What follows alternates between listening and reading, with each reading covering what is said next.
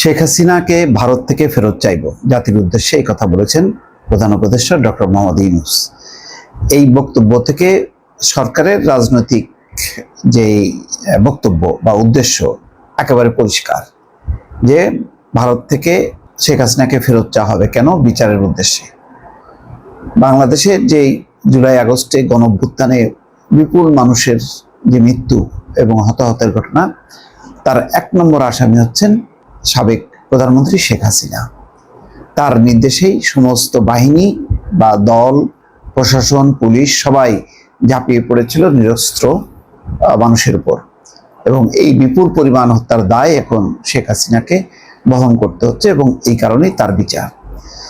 এটি শুধু বাংলাদেশের আভ্যন্তরীণ রাজনৈতিক বিষয় না, এটা একই সঙ্গে ভারতের সাথে সম্পর্ক, ভারতের সাথে কূটনীতি এবং আন্তর্জাতিক একটি কূটনৈতিক অংশ।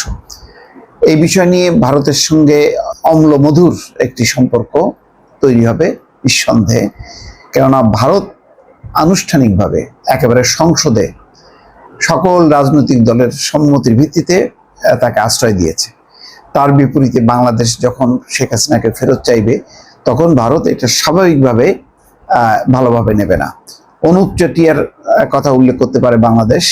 অনুপ চেটিয়াকে বাংলাদেশে আটক করা হয়েছিল এবং ভারত চেয়েছিল, ভারতের কাছে ফেরত দেওয়া হয়েছিল।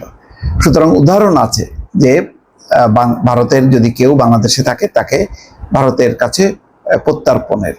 সুতরাং শেখ হাসিনাকে কোন যুক্তিতে কেন দেবে না ফেরত, এটা একটা বড় প্রশ্ন। এইটা একটা বড় ধরনের কূটনীতিক চাপ।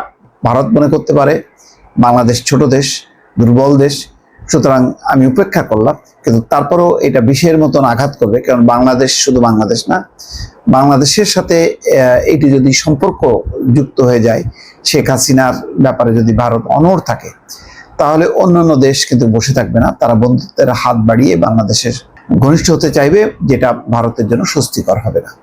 ইতিমধ্যে পাকিস্তানি জাহাজ বাংলাদেশে আসাতে ভারতের মধ্যে একটা উদ্বেগ, উৎকণ্ঠা ফুটে উঠেছে।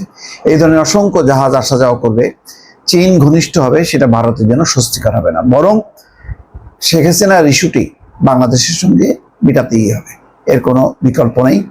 আর ভারত যদি বাণিজ্যিকভাবে, অর্থনৈতিকভাবে বা সীমান্তের সামরিক দিক থেকে যদি চাপ প্রয়োগ করতে থাকে, সেটাও আন্তর্জাতিক মহলের দৃষ্টিতে আসবে, এবং সেটি পর্যবেক্ষণ করে অন্যান্য দেশ কিন্তু চুপ করে বসে থাকবে না।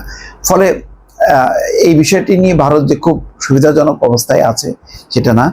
এখন সবকিছু বিবেচনা করে বর্তমান সরকারের একটি রাজনৈতিক দায়বদ্ধতা যে শেখ হাসিনার বিচার, সেই কারণেই আজকে সরকারের 100 দিন পূর্তি উপলক্ষে জাতির উদ্দেশ্যে দেয়া ভাষণে তিনি বলেছেন যে এই হত্যার বিচার অন্তর্বর্তী সরকার করবেই। জুলাই আগস্ট বিপ্লবের প্রতিটি হত্যার বিচার আমরা করবই। জুলাই আগস্ট হত্যাকাণ্ডের বিচারের যে উদ্যোগ আমরা নিয়েছি, তার কাজ বেশ ভালোভাবে এগিয়ে যাচ্ছে। পতিত স্বৈরাচার শেখ হাসিনাকেও আমরা ভারত থেকে ফেরত চাইব। এই প্রথম কিন্তু শেখ হাসিনা, ডক্টর মোহাম্মদ ইউনূস অন্তত 3 মাসের মধ্যে দ্বিতীয়বার বা তৃতীয়বার উচ্চারণ করলেন শেখ হাসিনার নামটি। তো যাই হোক, এটি একটা বড় ধরনের রাজনৈতিক কমিটমেন্ট, অঙ্গীকার। এটি ভারতের প্রতিক্রিয়া কি এখন সেটি দেখার বিষয়। দর্শক ভালো থাকবেন, আল্লাহ হাফিজ।